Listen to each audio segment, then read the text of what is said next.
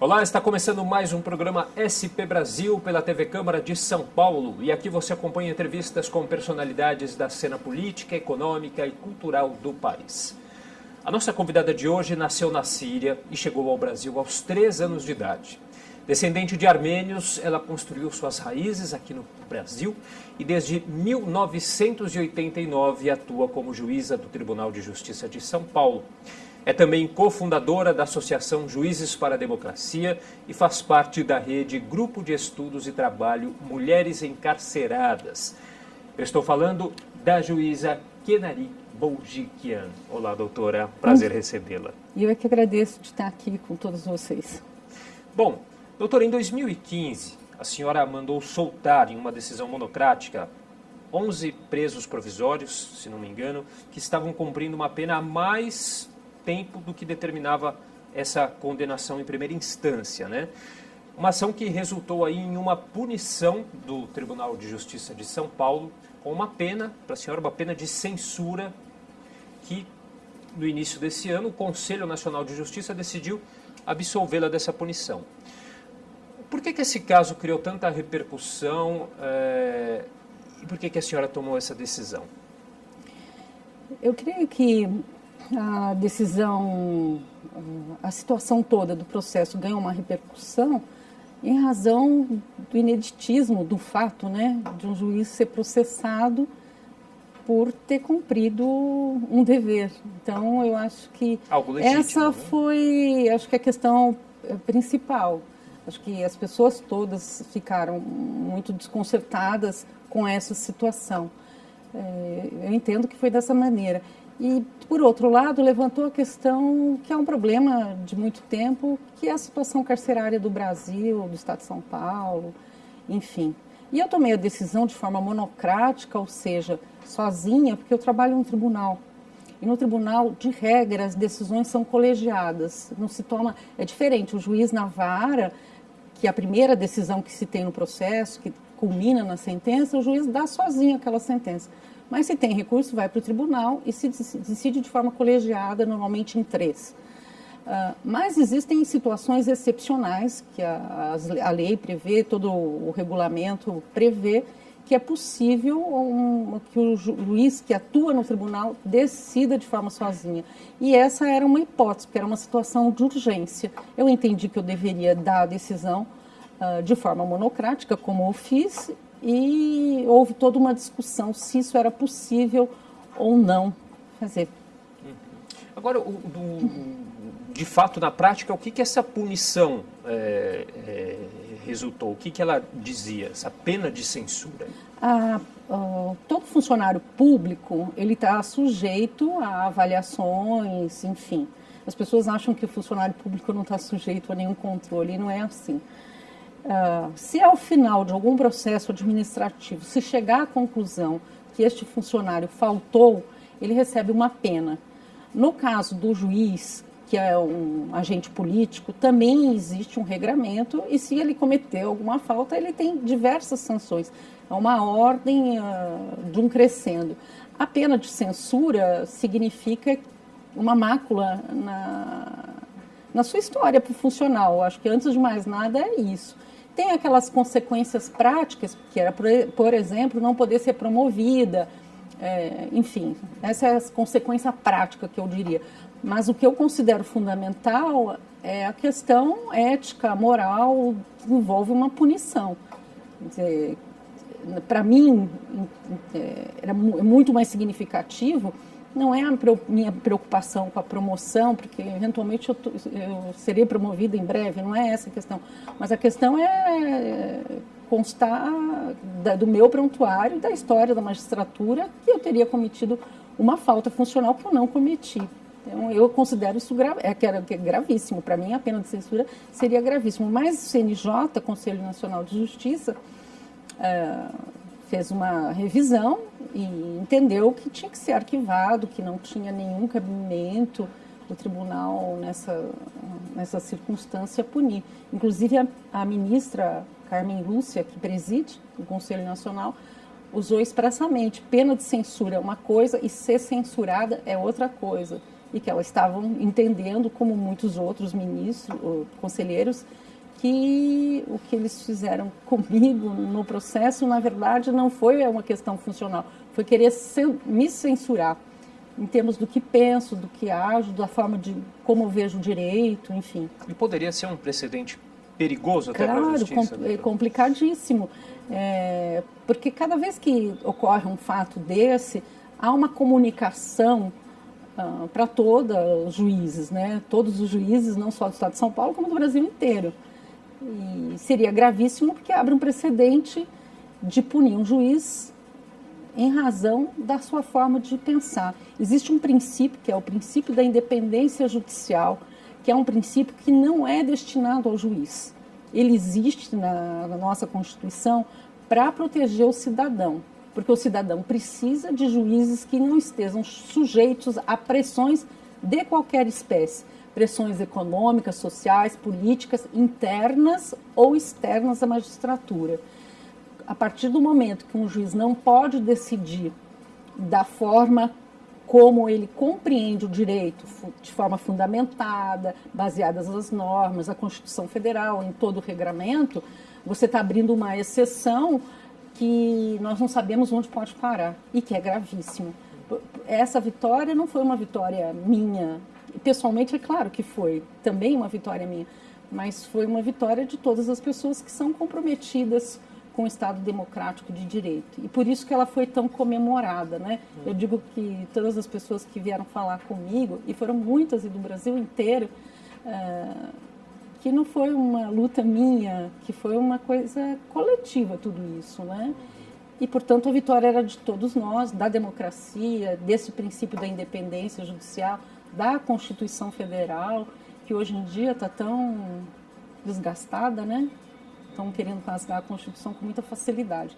Então, eu considero que, embora tenha sido doloroso, pessoalmente, foi um desfecho positivo, muito, né? muito importante neste momento que o Brasil passa. Para a senhora e, como a senhora bem disse, para a justiça brasileira, né? Para a justiça, para os cidadãos. Como funciona esse limite do desacordo, doutora? Não se espera, claro, sempre que a decisão de um juiz seja bem aceita pelos seus pares o tempo todo, né? Se o procedimento que te puniu com o ato de censura foi errado, qual que é o procedimento adequado para resolver esse possível conflito? Olha, eu acho que é tratar com racionalidade as diferenças que existem no direito. Como você mesmo disse, existem desacordos na forma de pensar. E é preciso saber conviver com isso. Isso é básico. Hoje em dia, as relações humanas estão muito baseadas em intolerância. Eu estou dizendo de forma geral, dentro de família, dentro de grupo de amigo, na rua. Está, para mim, pelo menos, de uma forma que é muito dolorosa. Isso se repercute também nas relações de trabalho, da política, e é preciso ter um pouco de serenidade para respeitar as diferenças. Eu acho que o ponto fundamental é saber respeitar as diferenças. Bom, a gente tocou nessa questão aí do problema carcerário que o Brasil enfrenta, né? E no começo desse ano a gente teve um triste episódio na região norte do país, no Amazonas, aí mais de centenas de pessoas mortas em pelo menos duas penitenciárias, né, do estado da região norte do país. E tem alguma relação direta com toda essa polêmica da decisão tomada, claro, em proporções muito menores, mas claro, da decisão tomada pela senhora. Como que a senhora analisa, então, essa questão carcerária? Parece tão difícil de ser resolvida, né? Eu não sei o quanto ela é difícil, mas ela é necessária de pronta resolução e de enfrentamento. E eu acho que nenhum Estado brasileiro ainda... os Estados-membros ainda enfrentou devidamente a questão. E quando eu digo o Estado nos seus três poderes, né? Executivo, legislativo e judiciário. O que aconteceu no Amazonas, o que acontece em qualquer unidade da federação, a responsabilidade, para mim, é do Estado brasileiro, sempre nessa ótica dos três poderes. Se o judiciário, se o preso está lá, é porque tem um juiz que determinou que ficasse lá, independente da condição que ele está, independente de como é essa prisão. Então, essa é uma primeira responsabilidade. Eu acho que a gente, como judiciário, eu vejo uma questão fundamental, é que muitas vezes o judiciário não usa dos instrumentos legislativos. Então, em termos de pena, existem várias hipóteses previstas na lei para que não se use necessariamente a pena de prisão, cadeia, estabelecimento prisional.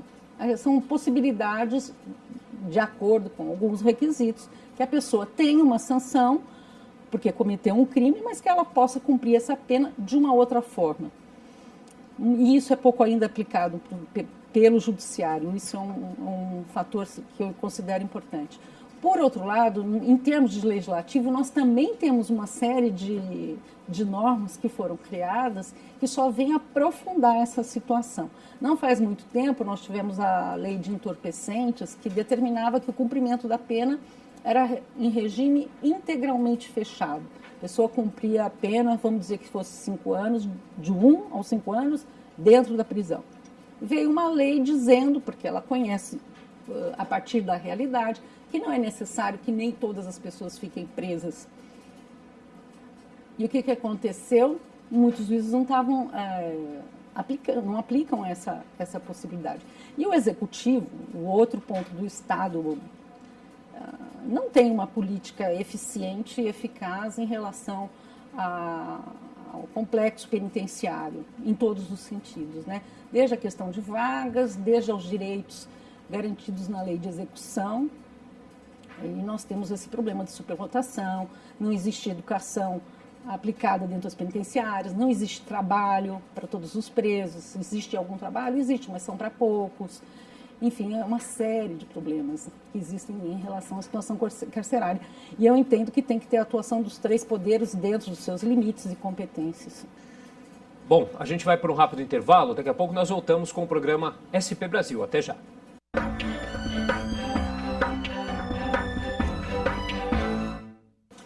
Estamos de volta com o programa SP Brasil pela TV Câmara de São Paulo, e aqui você acompanha entrevistas com personalidades da cena política, econômica e social do país.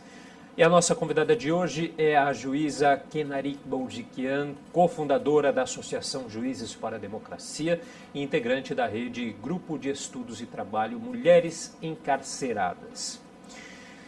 Doutora, um relatório do Ministério da Justiça revela que de 2000 a 2016 houve um aumento de quase 700% no número de mulheres encarceradas, e a maioria delas por tráfico de drogas.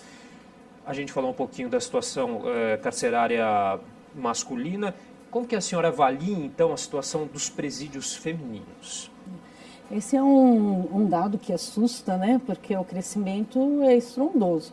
Agora, ele reflete uma política que é aplicada aqui, referente à lei de drogas, que é uma questão que precisa ser urgentemente revista. Por que se dá esse crescimento? E ela não se acontece só no Brasil, na verdade, ela é uma característica que está acontecendo no mundo inteiro. Inclusive, a ONU tem um estudo que foi feito para analisar a questão do encarceramento feminino, e que se viu nesse estudo? Que a maioria das mulheres está presa em relação a crimes ligados a entorpecente, que a maioria das mulheres é jovem, que a maioria das mulheres tem filhos, que a maioria das mulheres é chefe de família, que a maioria das mulheres é presa em razão de tráfico, mas por quantidade pequena de entorpecente. E essa característica tem se repetido. E tem uma outra, que é o crescimento de prisão de mulheres por esses crimes. Então, eu acho que o que a gente tem que fazer? Analisar o porquê isso está acontecendo, né? E, de regra, o que acontece é que, infelizmente, tem sido uma forma de renda para as mulheres. Essa é a verdade. As mulheres entram nessa situação de tráfico porque é uma questão de renda. O Estado tem que dar infraestrutura para as mulheres poderem trabalhar. Então, se você não tem uma creche no seu município para atender a sua criança, que ela possa ficar, que trabalho que você vai conseguir fazer com uma criança do seu lado?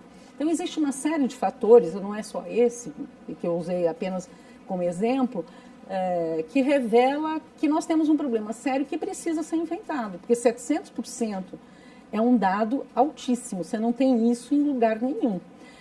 E o que acontece com esse tema, a questão é drogas. E eu tenho um caso que eu tenho falado, eu não falo dos meus processos, é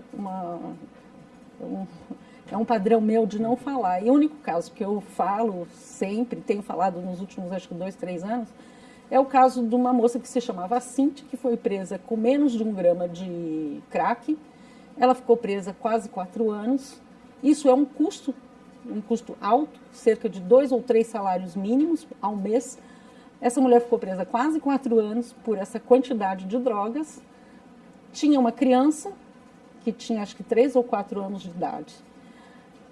E ela era primária, de bons antecedentes. O que eu quero dizer com isso? Será que não era possível aplicar aquela outra sanção que eu mencionei? Nem sei se era caso, vamos dizer, de condenação, mas se fosse caso de condenação, se entendesse que o caso é de condenação, como foi entendido? Será que ela não poderia ter outro tipo de pena? Que não a pena de prisão, Que não a no caso? pena de prisão dentro de uma cadeia? Então, eu acho que esses dados todos mostram que a gente precisa rever nossa política de drogas, em termos nacionais, em termos locais também, né? Nós estamos numa cidade, existe toda uma política aí que se pretendeu implementar em relação à Cracolândia, enfim. É preciso começar a repensar e enfrentar todas essas questões. A questão das mulheres é muito mais grave. Em que sentido? Nas consequências que geram o aprisionamento de uma mulher. A mulher, como sendo um núcleo protetor, vamos dizer assim, da família, dos filhos, porque é ela que sustenta os filhos, a maioria dessas mulheres, quando você tira ela dentro daquela comunidade, você está afetando a criança, você está afetando o núcleo familiar, você está afetando o núcleo social. Então, por certo, existem outras medidas que podem ser aplicadas e que são muito menos onerosas. E aí eu pergunto, a quem interessou gastar quase 100 mil reais com a prisão dessa moça que foi presa com menos de 1 grama? Se me perguntarem, de regra a quantidade é essa de entorpecente? Não, não é. De regra não é uma quantidade um pouco maior, mas todas são quantidades pequenas. E nós estamos combatendo o tráfico com isso? Olha, só se for muito tolo achar que nós estamos combatendo o tráfico prendendo essas pessoas. Quer dizer, e onde que está indo todo o dinheiro que está por trás do tráfico, né? Então, eu acho que existe muito um discurso que é falso, que engana o povo, no sentido que você está fazendo uma política efetiva de segurança, porque não está fazendo. Agora, é debatida situações para mudar essa questão e há uma resistência para isso? Existe um grande debate mundial sobre a questão dos entorpecentes em termos gerais, claro, também em relação à prisão de mulheres, tanto que tem um documento novo, a Regras de Bangkok, que é um documento internacional dirigido à questão do encarceramento de mulheres, direitos, deveres, enfim. Mas como está muito atrelado à questão de drogas, existe também esse debate em termos gerais e mundiais. A ONU tem um capítulo que trata dessa questão, porque é uma questão que afeta o mundo inteiro. Há um debate muito sério, inclusive no Brasil nós temos até um processo que está no Supremo Tribunal Federal, que discute se a maconha deve ser legalizada, não deve ser legalizada. Existe toda uma discussão de um processo, alguns ministros já se manifestaram, porque o que está se percebendo é que a punição em relação às pessoas que usam acaba sendo a maior afetação em termos sociais e é gerador de violência. As pesquisas estão indicando, o Fórum de Segurança fez um trabalho interessante, como essa política, no fundo, não está trazendo nenhum proveito social, econômico, inclusive, para o país, né? Talvez seja esse o caminho, começar a refletir seriamente. Eu não sei quando o processo vai voltar a andar, né? Porque esse processo, não lembro o nome do ministro que retirou de pauta, a gente espera que isso volte e se tenha uma discussão aberta, transparente, sem falso moralismo e efetivo, né? Porque acho que não adianta falar em segurança pública se ela não é efetiva. Uhum. E a senhora tocou na questão da Cracolândia, né? Como que a senhora analisa as políticas que sendo trabalhadas agora na gestão do prefeito João Dória, um problema, né, que já vem de décadas aí tentando ser solucionado e não se consegue de fato chegar a uma solução. Mais uma tentativa agora. Como que a senhora analisa do jeito que vem sendo feito? A política que se tentou implementar agora, recentemente, né, recebeu muitas críticas, porque, na verdade, não está tratando a questão das drogas como uma questão de saúde e da forma como se tem experiência de funcionamento. São Paulo estava recentemente com um trabalho muito interessante de apoio, porque as pessoas muitas viciadas, né, em entorpecente, elas precisam de uma situação de apoio. E não é fácil para essas pessoas, e não é rápido, e não significa que se vai conseguir de uma primeira vez. Então, essa política de apoio que estava sendo criada, ela era muito mais efetiva, todo mundo sabe que são políticas muito mais efetivas do que a política de tirar as pessoas da rua e colocar elas em algum lugar, como se nós tivéssemos sem compreensão do que significa o espaço público, aquele espaço público para aquelas pessoas. Isso é muito ruim. E não adianta, e foi provado que não adianta, você querer fazer faxina das pessoas, varrer as pessoas do lugar. Então, eu varri uma determinada região aqui da Luz, as pessoas não estão ali, dali a 2 horas, 3 horas, onde vão parar essas pessoas? Tanto que a gente viu essa migração de um local Migração, as pessoas não desaparecem, as pessoas existem, e elas são da nossa cidade. E nós precisamos tratá-las das formas mais efetivas possíveis. E existem estudos que tratam disso, existem políticas aplicadas em outros lugares, mesmo na nossa cidade já teve. Então, a política de varrer pessoas, ela não é efetiva, ela é desumana, ela é cruel. Eu cheguei a ver cenas que eu realmente fiquei estarrecida das pessoas lavando, jogando jatos de águas em moradores que estavam ali na rua. Eu acho isso uma agressão sem tamanho. Para mim é inadmissível pensar que nós estamos fazendo isso ou permitindo que se faça isso na nossa cidade. Para mim foi uma das cenas chocantes. Eu fico pensando o que nós estamos fazendo efetivamente de proteção e apoio para que isso mude. Porque nós não queremos, no fundo, eu quero isso, eu quero que as pessoas fiquem nessa situação tão difícil que deve ser, né? Você não ter uma moradia, você não ter casa, você não ter um espaço, você não ter os vínculos. Acho que são situações tão dolorosas para os seres humanos. E o que nós, quando eu quero dizer, na verdade, estou querendo dizer o que nós, a cidade, fazemos para essas pessoas, né?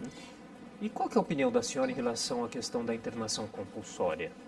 Olha, a internação compulsória, que foi uma medida que foi inclusive tentada judicialmente pelo prefeito, ela não é um mecanismo de uso como se pretendia dar. Até é possível, talvez, em algumas hipóteses, por exceção, mas não como uma política fundamental e principal e primeira.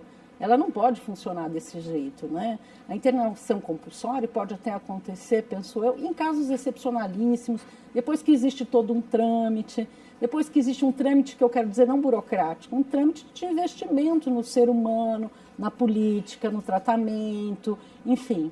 Hoje todo mundo entende que isso não é viável como uma política para tratamento de quem usa drogas. E a gente falou também aqui sobre essa situação carcerária das mulheres, né? E eu acabei aqui me esquecendo de perguntar sobre esse trabalho que a senhora faz parte, que é o da Rede Grupo de Estudos e Trabalho Mulheres Encarceradas. Como que é esse trabalho, doutora? Esse trabalho ele surgiu, é uma rede, né? Esse grupo é uma rede. Surgiu depois de uma palestra que eu participei na Ordem dos Advogados, dizendo que as mulheres não tinham os mesmos direitos que os homens. Como não tem na vida, na prisão não era muito diferente. E sem visibilidade nenhuma, porque ninguém enxerga o que está dentro do muro, né? E uma das coisas que eu usei como exemplo naquela oportunidade era da visita íntima. Os homens recebiam visita íntima e as mulheres eram proibidas de receber visita íntima. E aí nós formamos essa rede, e essa rede foi crescendo.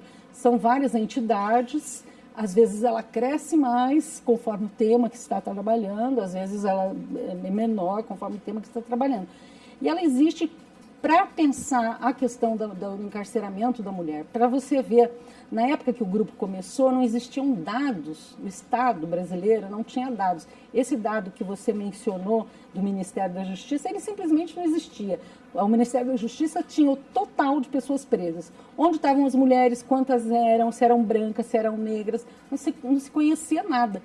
O grupo que trabalhou para que tivesse dados, para que se pudesse fazer qualquer política. Não existe política pública sem o mínimo que são os dados. E esses dados é que nos revelam agora que essas mulheres são jovens, que as mulheres, a maioria, são presas em razão de tráfico, que elas não se envolvem com crimes violentos. Um outro dado que eu considero muito importante é que de cada 3 mulheres presas, 2 são negras, ou seja, é uma proporção maior. Então, esse grupo ele tem essa função, pensar e propor sugestões, enfim. E assim o grupo caminha até hoje. Tá certo. Bom, a gente vai fazer mais um rápido intervalo, daqui a pouco nós voltamos com o terceiro bloco do programa SP Brasil. Até já.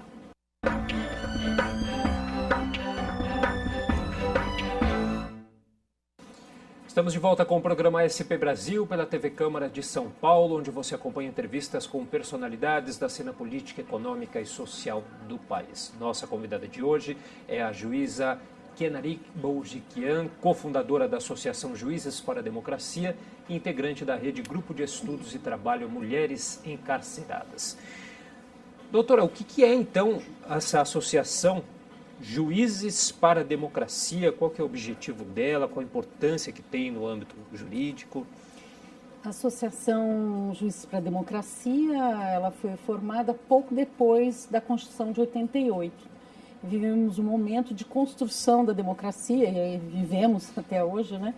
E a ideia foi de um grupo de juízes de dar uma contribuição para a democratização do próprio judiciário e do país. E aí foi criada essa associação, da qual eu sou cofundadora, e hoje eu vejo de uma forma que eu nunca imaginaria na época da sua fundação que fosse tão importante, né? Eu nunca imaginei que a gente fosse viver o Brasil que nós estamos vivendo hoje, onde se rasga a Constituição, enfim. E aí a associação tem esse trabalho de todo esse tempo, ainda com esse mesmo norte, a democratização do judiciário e a democratização do país. E realmente essa democratização só vai ocorrer de fato, nós só vamos ter democracia de fato, quando os direitos fundamentais previstos na Constituição saírem do papel e tornarem-se vida. Isso em todos os âmbitos. Aqui em São Paulo, na nossa cidade, e aí o Legislativo tem sua responsabilidade, o Executivo, de transformar no dia a dia esses direitos fundamentais em fato. Direito à saúde, direito à educação e uma série de outros, né? Eu acho que realmente não pensava que a associação seria tão necessária e vejo, depois de mais de 2 décadas e meia, que nós temos que continuar enfrentando o dia a dia no nosso trabalho como juízes, cada um no seu processo, mas como cidadãos. Na verdade, a associação é uma forma de os juízes atuarem como cidadãos. E o judiciário está aí muito nos holofotes aí da mídia, sendo solicitado em muitas questões. A senhora acha que, na opinião da senhora, a credibilidade do judiciário, ela vem sendo ameaçada em decorrência aí dos últimos episódios que a gente tem acompanhado, o último deles em relação à reunião do STF que decidiu aí porque os parlamentares afastados sejam tem que passar pelo crivo do legislativo, né, e, em última instância, não do STF. Isso, de certa maneira, esse tipo de situação acaba afetando a credibilidade do judiciário? Foi feita uma pesquisa recente sobre as instituições assim, principais, legislativo, executivo, judiciário, exército, polícia, enfim, são as instituições, regra geral, chamadas instituições do Estado. E pela pesquisa que foi divulgada recentemente, o judiciário caiu muito na sua credibilidade. É muito triste para mim ter que reconhecer, isso é um fato, a pesquisa mostrou que isso está acontecendo. E a gente se perguntar por que isso está acontecendo, né? E eu creio que existe uma sensação da população questionando a quem o judiciário está servindo, a que o judiciário está servindo, a que interesses o judiciário está servindo. E nós tivemos vários episódios que muitas vezes o fato de aparecer em mídia não é uma coisa necessariamente positiva.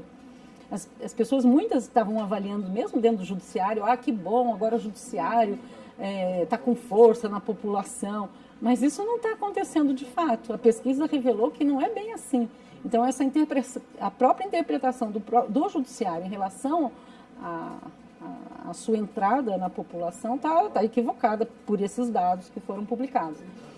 E o importante é essa sensação que o povo tem sentido, né? Isso se revela em várias questões. Então, por exemplo, quando teve financiamento de campanha, tinha um processo no Supremo Tribunal Federal. Esse processo ficou paralisado por mais de um ano na mão de um ministro do Supremo Tribunal Federal, o ministro Gilmar Mendes. Quer dizer, todo mundo sabe que ficou na mão dele. Por que um ministro segura um processo por tanto tempo? São várias decisões que parece que está alertando a população que é preciso repensar um pouco também nesse papel do judiciário, né? O judiciário serve para quê? Na verdade, na nossa estrutura constitucional, o judiciário serve para garantir os direitos. Ele é um limitador, de certa forma, do próprio Estado, dos abusos que o próprio Estado, ele é um órgão da maior importância nesse sentido. Mas, infelizmente, nós estamos vivendo um colapso e esses resultados. E a impressão que a gente tem é de uma politização, né, do judiciário, o que não deve acontecer. Esse termo é um pouco assim, delicado de pensar, né? Porque, na verdade, eu penso que todo juiz, em cada decisão, ele está fazendo uma política. Então, quando eu dou uma decisão num processo, ele não deixa de ser uma questão política. É que muitas vezes política está muito ligada à questão partidária, né? Então, acho que a gente precisa, assim, só uma distinção para ficar claro que, na minha maneira de ver, cada juiz, quando dá qualquer sentença que seja, em qualquer cidade desse Brasil, ele, no fundo, está fazendo uma política. E que tem repercussões, não só para os indivíduos diretamente afetados em cada processo, mas no todo que se forma através de todas as decisões, enfim. Agora, o judiciário não pode, de forma alguma, ter qualquer atividade política ligada à questão partidária. A partidarização é um grave problema. E aí isso está sendo muito questionado, talvez, alguns dos dados que mostram esse decréscimo da confiança do judiciário na população, venha dessa percepção que ele está invadindo esfera que não lhe é devida, né? Então, é alguma coisa que há se repensar o judiciário no Brasil. Bom, a senhora também ficou aí, teve destaque pela atuação no caso do médico aí, Roger Abdelmaci, condenado aí a mais de 200 anos de prisão por dezenas de estupros, né, estuprou aí dezenas de mulheres, e a senhora trabalhou nesse caso. Como é que foi trabalhar nesse caso? Qual a importância que teve de ele ser aí, levado por uma juíza? Olha, às vezes a gente pensa que já aprendeu muita coisa, né? Porque você falou desde 89, eu sou juíza. E, na verdade, a gente se surpreende, né? Porque cada dia aparece alguma coisa muito diferente do que já foi feito. E esse processo foi peculiar em que sentido? Ele foi peculiar porque envolveu um número enorme de vítimas, ele envolveu um número enorme de testemunhas, ele envolveu uma pessoa que era conhecida dos meios da imprensa em geral, e acho que veio a público, de alguma forma, como é sério o problema de violência em relação às mulheres, né? Violência em todos os sentidos, que ela pode ser desde uma violência doméstica, desde até um homicídio, feminicídio, desde estupro, então ele tem várias formas, né? E eu acho que ele colocou assim, em xeque essa situação. Tudo que eu li em livros, que eu conhecia dos movimentos feministas, de análises, de estudos, ele acabou se concretizando para mim esse processo. A sentença é pública, quem quiser pode olhar a sentença, criticar, enfim. O processo, quanto eu sei, já foi para o Tribunal de Justiça e agora acho que está no STJ, salvo engano, está no STJ. O que vai acontecer, eu não sei. Mas eu acho que isso a importância desse processo é mostrar, assim, para além do processo e para além das vítimas e do próprio réu, é o que realmente acontece, né? Agora, recentemente, nós tivemos um caso que está muito conhecido nos Estados Unidos em razão de um produtor ter assediado, estuprado diversas mulheres. E o que acontece, né? Foram tantas, por que isso acontece? E essa é a importância, colocar isso em xeque. Por que elas começaram a falar agora? O que aconteceu que deu forças para que essas mulheres tivessem coragem de se expor? Porque não é fácil, a exposição nunca é fácil para ninguém. A minha exposição do meu processo, que não tem nada a ver com esse tema, é uma coisa que eu falei que é dolorosa, ela porque não é isso que a gente está, né? Na vida a gente não está para essas situações.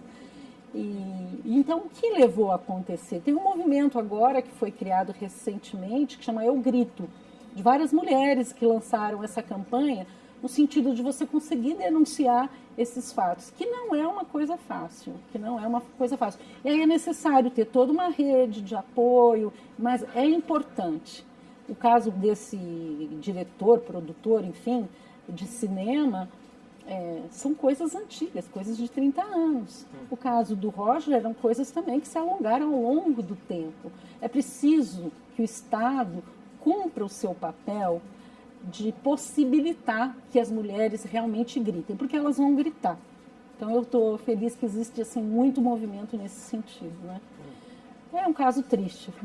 Para mim, assim, como juíza, é triste você fazer audiências, muitas oitivas, de colher o sofrimento, né? Esses crimes de estupro são normalmente muito dolorosos. Quando tem criança também, não é o caso do médico, não.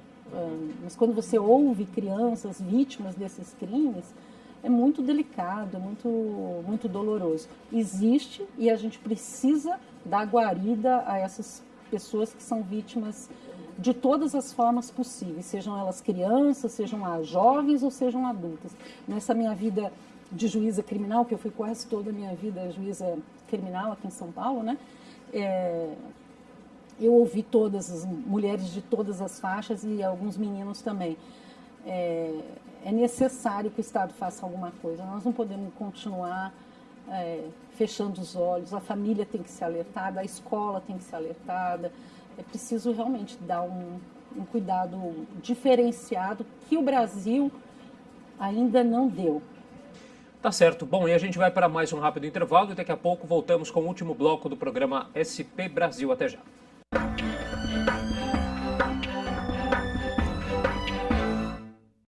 Estamos de volta com o programa SP Brasil pela TV Câmara de São Paulo e aqui você acompanha entrevistas com personalidades da cena política, econômica e social do país.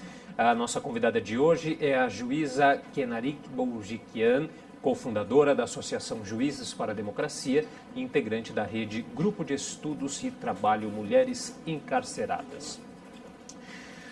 Doutora, no contexto do Brasil, existe um jeito de garantir os direitos humanos e fazer justiça ao mesmo tempo?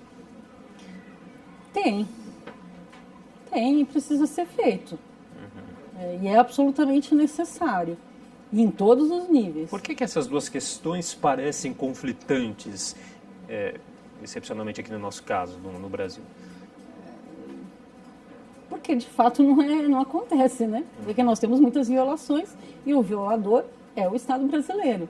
Agora, nesse final de semana, a Comissão Interamericana de Direitos Humanos vai estar reunida e vai e aprovou várias audiências. As audiências do Brasil quais são? Reforma trabalhista, a questão dos quilombolas, a questão indígena e eu agora esqueci das demais. Ou seja, o Brasil está em xeque em termos regionais e internacionais. É possível? É claro que é possível. Deve ser assim. Está estabelecido que é assim. Mas, infelizmente, nós temos enormes violações diárias em todos os níveis e em todos os direitos. Mas ela é possível e deve ser realizada. A senhora acha que a justiça brasileira ela é conservadora? Ela é ainda muito conservadora, sim. Ela é fundamentalmente composta por brancos, homens. De alguma forma isso deve refletir. E na sua própria história, né? Quando a gente vê a história do judiciário, as práticas, em muitos períodos os juízes serviram mais para afirmar a situação colocada, da situação posta em termos econômicos, em termos sociais. E muitos juízes que foram contrários a essa situação foram punidos. Na época da ditadura mesmo, vários ministros foram cassados, porque estavam tendo uma forma de atuação. Não precisa ir tão longe hoje também, de alguma forma, não? E se vamos ver, na época mais ali, na época do Império também, juízes que estavam, por exemplo, atuando na questão do combate ao tráfico de pessoas negras escravizadas, também levaram puxão de orelha, vamos dizer assim. Então, eu penso que, regra geral, é conservador. É claro que não é só conservador, nós temos dentro da magistratura grupos significativos de juízes que estão querendo que o judiciário cumpra realmente o seu papel, que todo juiz tenha consciência de qual é a nossa história, de qual é a nossa realidade, o que está previsto na Constituição e que é seu papel garantir, enfim. Mas, regra geral, o judiciário ainda é conservador. Veja pelo número de mulheres que ainda nós não chegamos à metade em muitos lugares. São Paulo, só em 1981 é que nós tivemos as primeiras mulheres. Então, vamos dizer que isso é conservador, não? Em uma entrevista que a senhora concedeu, a senhora comentou que um juiz tem que saber a história do seu povo para realizar um bom trabalho. O que a senhora quis dizer com essa afirmação? O juiz, ele não pode conhecer leis. Ele precisa conhecer as leis, ele precisa conhecer o sistema normativo. Mas ele não será um bom juiz se ele não conseguir aplicar essas leis e as novas normas todas nacionais e internacionais e regionais, se ele não conhecer a história do seu povo. O que é seu povo? Como ele vive? Quais são as necessidades? Quais são os direitos violados? Qual é a sua realidade? Se ele não tiver conhecimento desses fatos, ele não vai conseguir aplicar devidamente, não vai conseguir interpretar devidamente uma situação para que a lei possa ser aplicada àquela situação. O juiz aplica a lei ao caso concreto. E esse caso concreto está dentro de um momento político, social e econômico. Ele precisa saber disso. Não pode viver nas nuvens e achar que vai pegar a lei e aplicar. Assim, ele não vai conseguir fazer isso. Doutor, o Atlas da Violência de 2017, feito pelo IPEA, mostra que existe 23% mais chance de um negro morrer no Brasil do que pessoas de outras cores de pele. Por que isso acontece? Isso acontece no Brasil porque nós temos uma história que parte da escravidão e que ela se reflete até hoje em razão do preconceito que existe. Os negros escravizados não eram tratados como pessoas. Isso é um fato. E isso se transmitiu de alguma forma até hoje, porque a discriminação, o preconceito ainda é uma presença. Eu não sabia exatamente desse percentual, O que eu sei é que aqui em São Paulo, e, bom, no Brasil, o maior número de homicídios é de jovens, periféricos e negros. Então, isso é um fato real. E isso acontece em razão dessa história nossa toda que precisa ser enfrentada. Veja, ela acontece aqui no Brasil dessa forma tão violenta em relação aos jovens. Eu não queria ser um jovem de periferia, negra. Quer dizer, a falta de respeito que existe, os relatos que eu tenho ouvido de movimento, de pessoas que participam de movimentos de jovens, são coisas assustadoras. Meus filhos não vão passar pelo que eles passam. Eu moro nos Jardins, não vão passar por que eles passam, não vão passar abordagem policial como eles passam. E veja como a questão é complicada. Na Somália, agora recentemente, morreram 300 pessoas. Nós estamos falando de África, nós estamos falando de uma região de negros. Que nós vimos disso? O que foi noticiado? E cadê Eu Sou Somália, que tem nas redes sociais? É um fato invisível. E a imprensa, o quanto ela noticiou desse fato? Quando nós tivemos as Torres Gêmeas, que foi um ato de terror, assim como foi na Somália, foram dias e dias passando sequencialmente. Nós tivemos já 300 e não sei quantos feridos numa região de muita pobreza, de extrema pobreza. E o que se fala deles? Então, são dois valores e duas medidas para seres humanos. Esse é um complicador. E veja, a ração que o prefeito quer dar agora, para quem que ele quer dar? A ração, comida, ou que sei lá, como que ele chama. Por que se faz isso? Porque você não considera eles como pessoas. Você pode dar ração. Enfim, acho que é uma questão cultural muito séria. Ainda nessa questão da violência, né, o Senado abriu a consulta pública para a revogação do Estatuto do Desarmamento e já tem mais de 88 mil votos a favor do fim do Estatuto, contra mais de 5 mil contra. O que a senhora acha disso? É lamentável que se pense novamente em questionar a lei de armas. Ela só é geradora de violência. Existe um discurso de autodefesa que eles tentam passar. Na verdade, é só para municiar economicamente as empresas que produzem arma e gerar mais violência. O que tinha que acontecer no Brasil é o contrário, ter mais controle sobre as armas que entram. A gente está vendo em vários pontos do Brasil essa quantidade absurda de armas, esses tiros perdidos. Então, a política tem que ser o contrário. Acho que essas pesquisas também de consulta pública são um pouco relativas, né? Por exemplo, fizeram uma consulta sobre a questão da reforma do trabalho. Sabe, não precisa fazer uma consulta para isso. E também acho que existe um outro dado. Os legisladores, eles têm que ter compromisso com a Constituição. Então, não adianta fazer certas perguntas. Você precisa ter compromisso. Não adianta você, por hipótese, ver o que a maioria quer na rua. Não pode ser isso. O compromisso tem que ser com o que está na Constituição. E fazer sempre a consulta. Eu acho importante ter audiências públicas em que você pode falar, pode dizer, pode combater, enfim. Mas essas pesquisas, sinceramente, eu acho que elas não ganham... Às vezes podem mais confundir do que e não tem essa validade, né? Não tem essa validade que às vezes se procura dar, né? Mas, de fato, de certa forma, acaba também traduzindo um pouco da pergunta que eu fiz em relação à justiça, se é conservadora. A população também, o que acontece? Está se tornando mais conservadora ou sempre foi e continua? Não sei dizer se ela virou mais conservadora ou não. Eu sei que tem um núcleo aí que é muito conservador e sempre existiu isso no Brasil. E está sendo colocado em xeque várias questões durante todo esse período. Eu não sei se a população virou mais conservadora ou se virou mais moralista. Eu acho que tem alguns meios que fomentam isso. A imprensa tem um papel, que eu considero importante. As redes sociais também acabam tendo um papel relevante, mas eu acho que as discussões têm que ser mais profundas e voltadas não pelo desejo da maioria, mas pelo desejo da maioria que está na Constituição. Ela que tem que ser o nosso guia. Se eu perguntar, pena de morte, vamos querer ou não? Pode ser que a maioria, até não sei se... Pode ser que muitos... Mas então vamos aplicar a pena de morte? Não, isso não está na nossa Constituição. A gente teve também aí a consulta pública do Senado sobre a questão da redução da maioridade penal, né? Também aí com mais de 12 mil votos a favor e cerca de 3 mil contra. 3 mil? 3 mil.